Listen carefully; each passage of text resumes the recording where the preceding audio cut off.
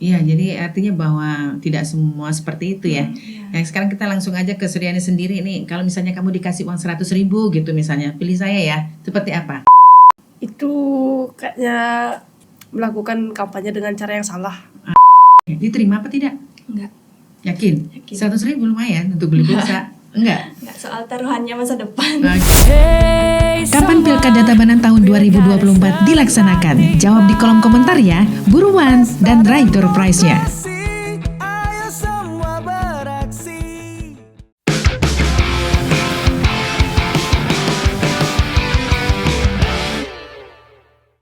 Oke, salam jumpa Sobat Tabanan. Senang sekali saya Andi Wirasuta bisa jumpa lagi dengan Anda. Seperti biasa, kita jumpa dalam podcast Pilkada Tabanan 2024. Dan sebelum kita lanjut ini, kita memberikan beberapa pertanyaan. Satu pertanyaan aja ya.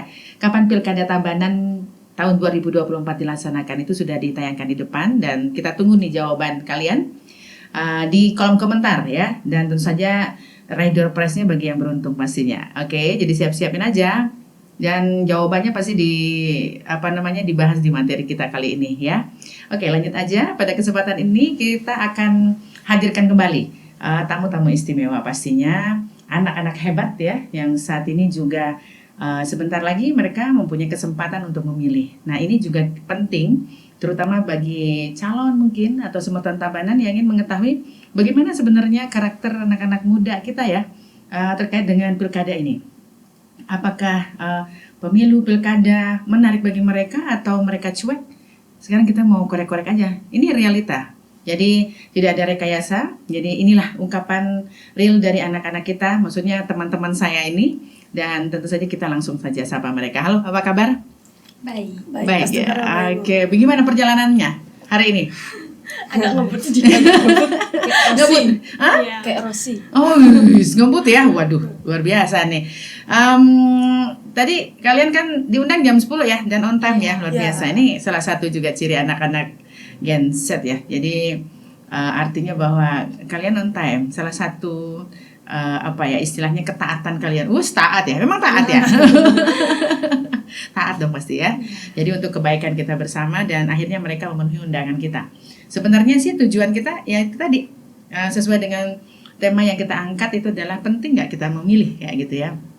Dan ini juga yang kita bahas saat ini nanti akan menjadi referensi buat teman-teman kalian, terutama di lingkungan sekolah kalian ya, bahwa ini memang seperti itu adanya dan kita nggak mau buka-buka dulu nih, kita mau korek-korek dulu ke kalian ya, seperti apa sih pendapat kalian terkait dengan pentingnya memilih ya. Tapi sebelumnya kita kenalan dulu ya, daripada nyerocos nanti ya. Nih yang diajak ngomong sama Bu Adi siapa ya gitu ya, boleh kenalan kan? Boleh. Ya, silakan. Saya panggil beliau Mang Tak ya. Oke, silakan Mang Tak. Oke, silakan. Ya, perkenalkan, nama saya Negoma Nikita Istika. Saya berasal dari Banjarnegara Pakel, Sumedang Timur, Kabupaten Tabanan. Saya bersekolah di SMA Negeri 1 Keramitan. Yes. Halo, Oke. perkenalkan saya Kada Dwi Suryani. Saya dari Pamengkarung. Mhm. Saya bersekolah di SMA Negeri 1 Keramitan. Oke, jadi sama-sama SMA Negeri 1 Keramitan. Sebelum kita ngelantur nih, kita ngomongin jauh-jauh nanti nanti kita akan bahas. Yang sekarang kita mau nanya dulu yang basic aja. Kalau ngomongin politik benar nggak kalau anak muda itu nggak tertarik gitu? Ya, mungkin beberapa yang nggak tertarik dan beberapa ada mungkin tertarik. Oke, dirimu gimana? Tertarik sih. Tertarik ya? Iya. Bagian mananya yang membuat kamu tertarik kalau ngomongin tentang politik? Saat pemilihan tuh. Oke, jadi padahal kan kalian dapat pelajaran ya di PPKN ya, itu tentang kewarganegaraan kayak begitu, dapat juga kan? Mungkin dari sana mungkin dapat informasi terkait dengan politik, bisa dapat di situ juga ya, berarti ya. Ya, sedikit. Ya, sedikit. Oke, kita mau tanya nih sekarang ini ke kalian nih terkait dengan politik gitu. Menurut kalian anggapan terkait dengan bahwa itu adalah urusan orang tua, gimana menurut Mang Ta? Ya, aku panggil Mang Ta aja langsung ya. Ya. Oke. Menurut saya politik itu bukan hanya dipelajari oleh orang tua saja. Karena kita anak muda perlu belajar tentang politik. Kita harus bisa memilih pemimpin yang bijaksana, yang bertanggung jawab untuk rakyatnya. Oh gitu ya. Ya. Oke, ada sebuah pemahaman ya. Terus buat Suryani seperti apa? Kalau tentang politik tuh bukan hanya sekedar ke orang tua, tapi juga karena anak mulai sejak dini harus mengenal tentang politik supaya jika saat memilih di umur 17 bisa memilih pemimpinnya dengan baik tanpa melihat latar belakang dari pemimpin tersebut. Harus memilih pemimpin yang bijaksana. Jadi terbantahkan ya, artinya bahwa itu bukan urusan orang tua saja, tapi juga kita juga mempunyai peran di situ, ya. Apalagi sekarang posisi porsinya pemilih muda itu mendekati angka 60%. Jadi ada semua masa depannya menjadi tanggung jawab kalian-kalian nih. Jadi salah dalam memilih pemimpin ya resikonya ya kalian juga yang akan merasakan nanti di situ. Itu terkait dengan pengetahuan politik ya. Jadi kan banyak informasi yang biasanya kalian dapatkan untuk informasi tentang itu dari mana? Apa dari keluarga, dari teman bermain, atau dari mana biasanya mendapatkan informasi terkait dengan politik? Lebih ke sosial media, di handphone tuh, di TikTok, di Instagram, di TV, berita tuh. Yang gitu ya. Jadi dari sana dapetin informasi ya. Mangta gimana? Dapatnya dari mana? Dari ibu sendiri.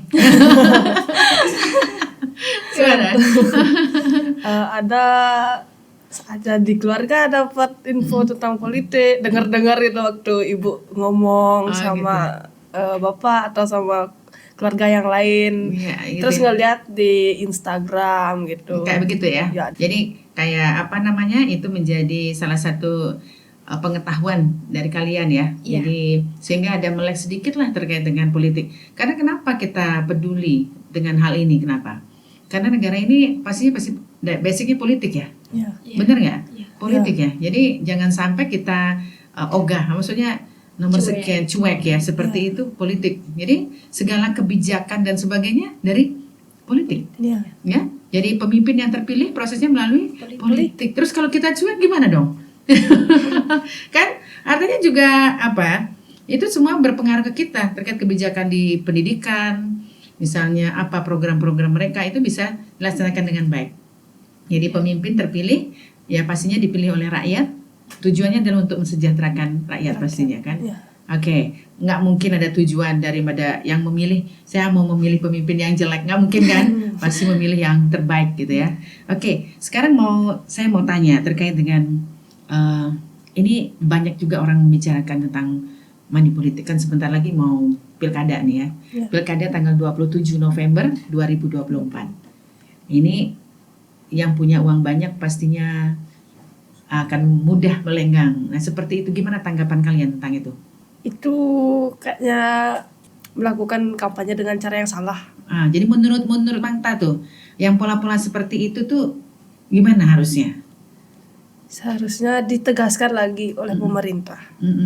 Harus dilihat lah oleh pemerintah. Jadi Anda kan sebagai pemilih nih, pastinya para calon itu akan mendekati pemilihnya dong, agar dia bisa memilih yang calon ini kan. Berbagai upaya dilakukan. Salah satunya itu adalah dengan money politik. Pernah dengar yang namanya serangan fajar mungkin ya? Pernah dengar nggak ya? Seperti itu, jadi memberikan uang dan sebagainya sehingga orang itu memilih yang dimaksud. Nah, seperti itu. Nah, gimana pandangan Suryani dulu deh ya terkait dengan hal itu? Kalau menurut saya money politik itu nggak bagus sih. Nggak semua yang menjabat bisa dibayar gitu.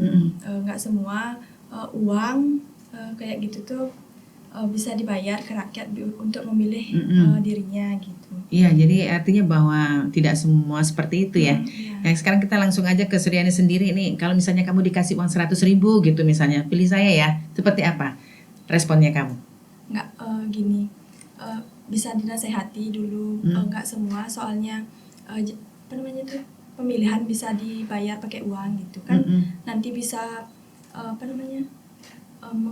menjalur tuh ke masa depan biar nggak rusak nanti karena pemimpin gitu. Diterima apa tidak? Enggak. Yakin? 100.000 lumayan untuk beli pulsa. Enggak, soal taruhannya masa depan. Masa depan ya. Jadi mereka akan seandainya terpilih nanti 5 tahun ya. 5 tahun itu akan memimpin kita. Coba hitung-hitungan deh. Hari ini kamu dapat uang 100.000, kemudian setelah itu kita bagi ya sekarang ya. 1 tahun ada 365 hari. Kemudian menjabat selama 5 tahun. kemudian 100.000 dibagi sekian ribu hari. Nggak bisa. Oh, murah banget ya. Wah, tapi kalau dikasih uang lebih mau nggak? Nggak. Oke, jadi ada pertimbangan, artinya bahwa dirimu ini pertaruhan ya. Ini akan ada masa 5. Terus pemimpin yang seperti apa yang kalian harapkan? Bijaksana, bisa mengayomi rakyatnya, bisa melihat bahwa rakyat itu ada yang kesusahan bisa ditolong. Bukan hanya sekedar menjadi pemimpin di atas saja, bisa dia turun melihat rakyatnya gitu. Gitu ya, pandangan kamu ya mulia banget ya. Menurut Bang Tang gimana? Pemimpin yang seperti apa yang kamu harapkan? Saya mengharapkannya sih pemimpin yang bisa bertanggung jawab dan bijaksana, terus disiplin Oke. dan bisa melihat rakyat kecil yang berada di pelosok. Oh iya, mulia banget ya. Mudah-mudahan bisa didengar ya oleh para calon ya terkait dengan hal ini ya, melihat rakyat kecil yang ada di pelosok gitu ya. Ya. Karena sebentar lagi kita akan memasuki tahapan pencalonan ya. Jadi mudah-mudahan ini menjadi referensi bahwa rakyat sangat merindukan hal itu. Oke, next berikutnya yang mungkin saya tanyakan lagi, ini banyak hal sebenarnya kita mau korek-korek ya kepada teman kita ini. Mereka adalah perwakilan dari anak-anak muda, terutama di lingkungan sekolah mereka nih. Ya, pastinya di lingkungan sekolah itu sering ada obrolan-obrolan gitu ya.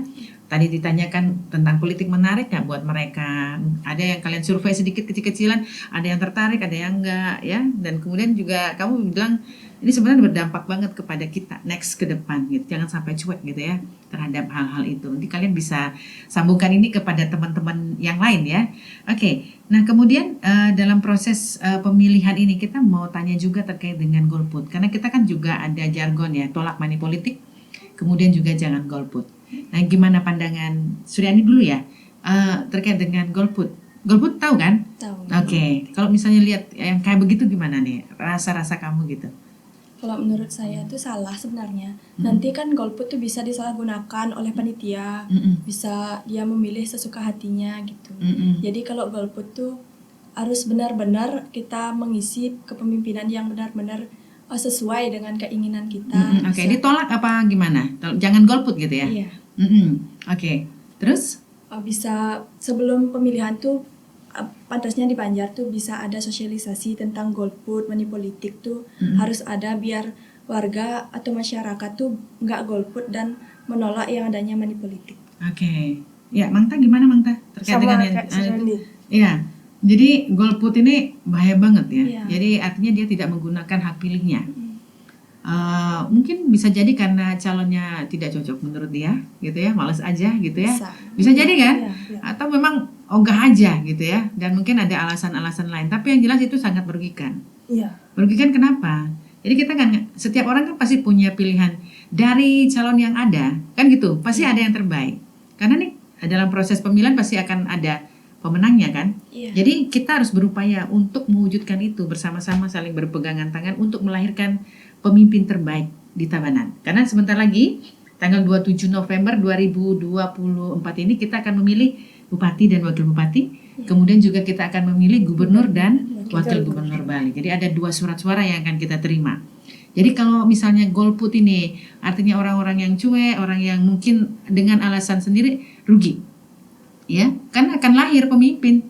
Nah, pastinya kita harapkan pemimpin yang terbaik lah. Ya, pemimpin jangan sampai golput gitu maksudnya. Setuju nggak? Setuju. Ya, jadi didorong teman-temannya. Dampaknya kalau misalnya golput, bagaimana nanti kita nggak ngerti mana yang baik dan tidak baik. Tapi di pola pikir kita kan pasti, oh ini yang bagus. Kalian biasanya searching atau penasaran nggak kalian kepo gitu ya? Kayak dengan mencari informasi ini kan misalnya ada calon nih. Ini siapa sih? Apa dan sebagainya. Biasanya informasi dari mana biasanya kalian dapetin? Apa orang tua saya suruh pilih ini aja udah gitu. Kalian seperti itu kah atau punya pilihan tersendiri? Ditelusuri dulu gimana dia wataknya. Emang sempat untuk menelusuri? Iya, sempat dulu. Pas sebelum pemilihan presiden. Gimana searchingnya kayak apa? Gimana sih dulu itu ya kayak calon sama presidennya gimana dulu. Berapa kali dia nyalon, gimana sih sifatnya kepada masyarakat, bisa dia mengayomi atau tidak gitu. Oke. Dilihat dari komentar-komentar warga gitu. Iya. Gimana yang kemarin? Yang kemarin. Pokoknya udah itu aja apa? Oh, saya ingin mendapatkan pemimpin yang terbaik nih, rasanya ini yang terbaik. Nah gitu misalnya gimana? punya pilihan sendiri sih. Mm-mm. Searching di Instagram, di TikTok gitu. Oke, Udah jadi lihat. dapat referensi ya. Ya. Akhirnya kita memutuskan ini. Tapi kalian tahu nggak terkait dengan hoax? Kan kita nggak ngerti juga, di medsos kan juga banyak Iya. yang berseliweran yang berita-berita hoax yang tidak bisa dipertanggungjawabkan. Nah, bagaimana caranya kalian untuk menyaring itu? Bahwa ini memang benar-benar bagus kok, gitu misalnya kayak gitu. Ini kan kita nggak ngerti nih hoax ya. Jadi berita-berita ini sepertinya terlihat betul, benar ya. Tapi ternyata itu adalah sebuah gimmick, misalnya kayak begitu. Gimana? Kalau hoax tuh kita kalau belum percaya sama diri kita sendiri, jangan deh dulu memilih yang itu, tapi telusuri juga yang lain dulu. Jangan yang itu aja dulu dicari gitu. Nah, Cari yang lainnya dulu gimana dia. jadi ada pembanding-pembanding Iya. gitu ya. Seperti itu ya kalian ya. Iya. Oke, jadi dalam kesempatan ini kita bisa melihat ya, karakter anak-anak itu memang dia punya pola sendiri, formula sendiri untuk menentukan pilihannya. Ya, kayak seperti dirimu ya tadi ya. Jadi nggak mau terima langsung gitu ya. Oh ini ya siap, aku pilih ini. Tapi dirimu kayaknya ada penasaran ya. Kalian ini ya, generasi kalian penasaran. Ini enggak gitu misalnya. Coba aku cari-cari gitu ya. Jadi ada medsos ya yang mungkin membantu kalian. Ada namanya jejak digital gitu ya. Oke, Mangta gimana kalau yang seperti itu? Seperti kepo, seperti Suryani kah kayak gitu? Ya, kepo, tentunya kepo. Kalau masih ragu dengan pilihan yang satu ini, saya biasanya searching yang kedua, yang ketiga. Gitu ya. Ya, Seru juga nih anak-anak muda ya. Bayangan kita bahwa anak-anak muda itu adalah cuek ya. Jadi ya dari gaya kalian, penampilan kalian gitu, kalau ngomongin masalah politik ya udah enggak, aku mending cari di TikTok itu ya apa ya, mungkin lagi make up yang trendy sekarang, kemudian apa mungkin yang lain-lain ya yang sekiranya itu membuat kalian senang gitu ya. Tapi kalau urusan politik males gitu. Benar nggak seperti itu? Sedikit. Malas aja ya ngomongin politik gitu ya. Aduh ngapain juga kita ngomongin politik, kita masih kecil-kecil gitu kan. Iya. Ada begitu Sebelum juga? memilih tuh gitu dah. Oh gitu. Tapi sekarang Udah gini aja. oke, Terbuka aja. terbuka. Jadi artinya bahwa ini adalah sebuah peduli. proses ya. Iya. Yang nantinya juga semuanya akan mengalami itu, melewati itu. Jadi pemilu ini kan dilaksanakan setiap 5 tahun sekali kan gitu ya. Ya umur kita kan terus bertambah kan. Pastinya akan melewati 5 tahun lagi, kita akan nyoblos lagi, memilih pemimpin lagi, seterusnya begitu. Ya, oke, menarik ya. Jadi kita sudah bahas ya terkait dengan yang pertama tadi money politik. Benar-benar artinya kita sudah mendapat gambaran dari mereka ini, mereka menolak yang namanya money politik. Jadi tidak ada artinya, betul begitu ya. Mungkin bisa diiyakan atau mungkin dikomenin gitu misalnya, oh nggak begitu Bu Ani gitu misalnya. Memang yang saya tangkap tadi bahwa betul Suryani dan juga Mangta menolak yang namanya money politik, Iya, betul iya, ya? Oke, kemudian juga terkait dengan golput juga tadi disampaikan ya rugi aja gitu ya terkait dengan golput ya. Jadi kita mempunyai kesempatan untuk memilih gitu. Jadi silakan gunakan hak pilihnya untuk memilih pemimpin yang terbaik. Nggak mungkin kita memilih pemimpin yang jelek kan gitu ya. Pasti kita, oh saya punya satu suara dan ini saya akan gunakan untuk memilih pemimpin yang terbaik gitu ya. Kemudian tentang hoax juga, tadi sudah kita bahas ya sama Tabanan ya. Jadi mereka tuh sudah canggih, jadi dibandingkan kita yang baby boomers gitu ya, jauh mau buka HP aja susah gitu ya. Jadi kalian tuh sampai apa namanya, sampai kayak Intel katanya, teman yang lain bilang katanya seperti Intel. Pokoknya kita mau lihat nih orang ini kayak apa sih, apa suka mewek gitu ya, curhat-curhatan gitu, apa namanya itu yang lagi patah hati, ya masuk medsos gitu kayak begitu. Jadi ya makanya hati-hati sekarang main medsos sekarang, karena semuanya bisa dilihat di situ ya. Oke, jadi sekarang mungkin sedikit ya, saya minta statement teman-teman kita nih terkait dengan pentingnya memilih. Mungkin bisa kita mulai dari itu dulu ya, Suryani dulu ya. Oke, silakan. Gimana nih ajakan kamu atau gimana, tadi kamu sudah sampaikan banyak hal. Sekarang saya minta nih statement kamu kepada teman-teman Semeton Tabanan terkait dengan penting nggak memilih. Halo sobat, ayo memilih di tanggal 27 November 2024 untuk memilih wakil gubernur, dan bupati dan wakil bupati. Jangan golput dan tolak money politik. Oke, fix, mantap ya. Bagus, itu memang dari suara mereka ya, jadi tidak ada rekayasa sama sekali, pure memang mereka yang menyampaikan itu dan kita buktikan nanti tanggal 27 November ya, bener nggak seperti itu? Siapa tahu ujuk-ujuk nanti ada yang bawa ngasih uang, oh oke lah aku terima aja gitu ya. Yakin itu Anda tidak lakukan? Tidak. Oke, clear ya. Jadi mereka betul-betul menolak money politik. Oke, Mang Tan. Halo Sobat Tabanan, mari kita memilih pemimpin pada tanggal 27 November 2024 untuk memilih pemimpin yang bijaksana dan bertanggung jawab untuk rakyat. Oke, sudah ya? Sudah. Waduh, mulia banget ya. Jadi itu adalah sebuah harapan, sebuah keinginan ya. Jadi akhirnya nanti di Pilkada 2024 ini terlahir pemimpin-pemimpin yang memang betul-betul menjadi pilihan rakyat. Oke. Terima kasih ya buat kehadirannya hari ini. Perjuangannya juga menuju ke tempat ini katanya seperti Rossi gitu ya.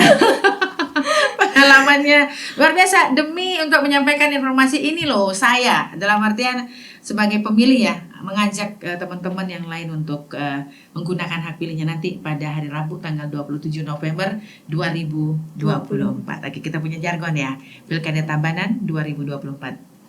Pasti nyoblos. Ya, pasti sering dengar ya yang ini ya. Oke, kita mulai ya.